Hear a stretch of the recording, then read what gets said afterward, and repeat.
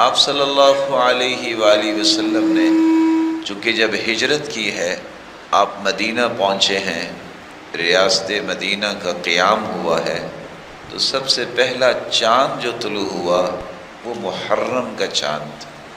اسی لیے ہجری تاریخ کا آغاز محرم الحرام سے ہوتا ہے۔ ہم چونکہ مسلمان ہیں، مسلمانوں کو اس بات میں خوشی ہوتی ہے کہ جو نظام رسول اللہ صلی اللہ علیہ وسلم لے کر آئے ہیں، جس کو صحابہ نے قبول کیا ہے، اس نظام کی پیروی کریں، وہ عبادات سے متعلق ہو، وہ معاشرت اور معیشت کے متعلق ہو۔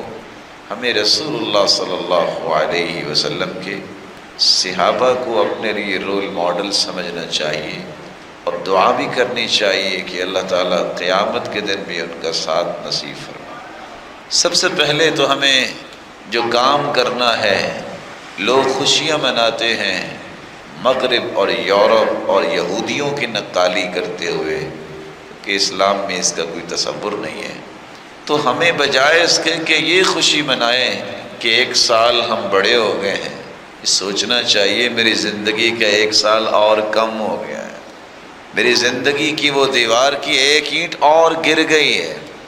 اس لیے سب سے پہلا پیغام محرم کا یہ ہے کہ ہم سب کو اپنے چاہتے نہ چاہتے شعور لا شعوری میں جتنے گناہ ہوئے ہیں، خطائیں ہوئے ہیں، ان کی توبہ کرنی چاہیے۔ اللہ ایک اور سال گزر گیا، گناہوں کو تو معاف فرما دے۔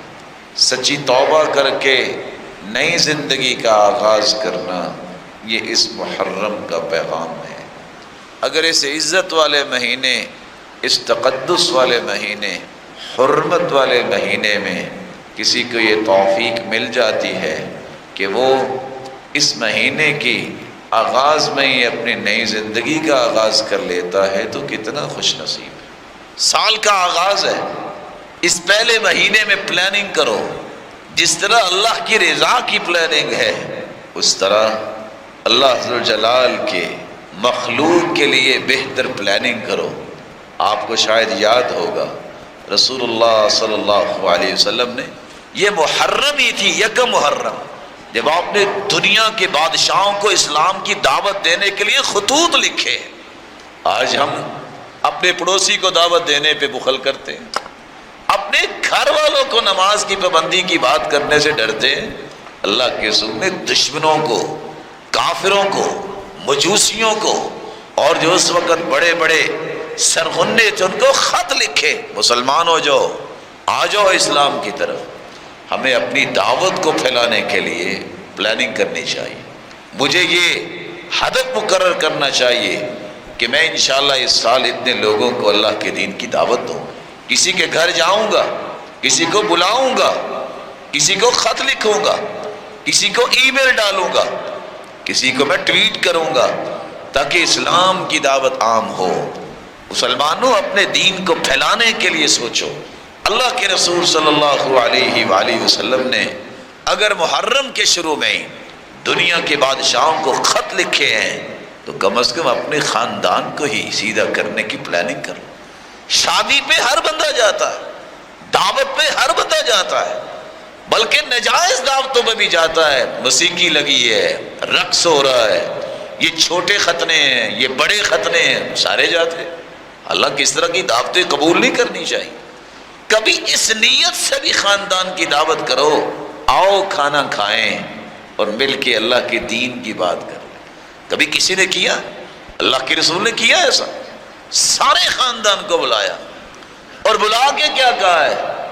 قیامت کو میں تمہارے کام نہیں آؤں گا، اپنے آپ کو جہنم سے بچا لو۔ چچا کو بھی کہا ہے، پپھو کو بھی کہا ہے، بیٹی کو بھی کہا ہے۔ اس طرح کی پلاننگ بھی کیا کریں۔ موسیٰ علیہ السلام کو اللہ نے آزادی دی، فرعون کو غرق کیا، تو کب؟ اسی محرم۔ اگر کوئی گناہوں میں کی بیڑیوں میں جکڑا ہوا ہے تو اپنے آپ کو آزاد کر لے۔ اگر کسی نے ظلم کا پنجہ گاڑا ہوا ہے کسی غریب پہ تو اللہ سے ڈر کے اس محرم میں اپنے پنجے اٹھا لے۔ وَمَا مِن ظَالِمٍ إِلَّا سَيُغْلَبُ بِأَظْلَمِهِ۔ آج اگر وہ ظلم کرتا ہے تو اسے یاد رہنا چاہیے اللہ اسے بڑا ظالم اس پہ مسلط کر دے۔ اللہ کے رسول صلی اللہ علیہ وآلہ وسلم کی بیٹی، ان کا نکاح بھی ہوا تو محرم کے اندر۔ آج نہ جانے مسلمانوں کو کہاں سے یہ سوچ مل گئی کہ محرم میں نکاح نہیں کرنا۔ رسول اکرم صلی اللہ علیہ وسلم کی بیٹی کا نکاح محرم میں ہو رہا ہے۔ یہ اچھوت جو ہے یہ تو سرحد پار لوگوں کا کام ہے۔ یہ چیز اچھوت ہے، یہ چیز اچھوت ہے، اس مہینے میں شادی کریں تو یہ ہو جائے گا۔ سرتاج رسول کی بیٹی کی شادی ہوئی تو اس کو تو کچھ نہیں ہوا۔ اللہ ذوالجلال سے دعا ہے، اللہ ذوالجلال ہم اس مہینے کی قدر کرنے والے بنے۔ اللہ کے رسول زیادہ سے زیادہ روزے رکھا کرتے تھے۔ یہ واحد مہینہ ہے جس کی نسبت اللہ کی طرف کی گئی، شہر اللہ المحرم، یہ حرمت والا مہینہ اللہ کا مہینہ ہے۔ اس میں اللہ سے توبہ کیجئے، 9-10 تاریخ کا روزہ رکھیے، اپنے گناہوں کی معافی مانگیے اور دوبارہ سے اپنے ایمان کو اور اپنے معاشرے کو بلڈ کرنے کی پلاننگز کیجئے۔ اللہ توفیق سے نوازے۔ وآخر دعوانا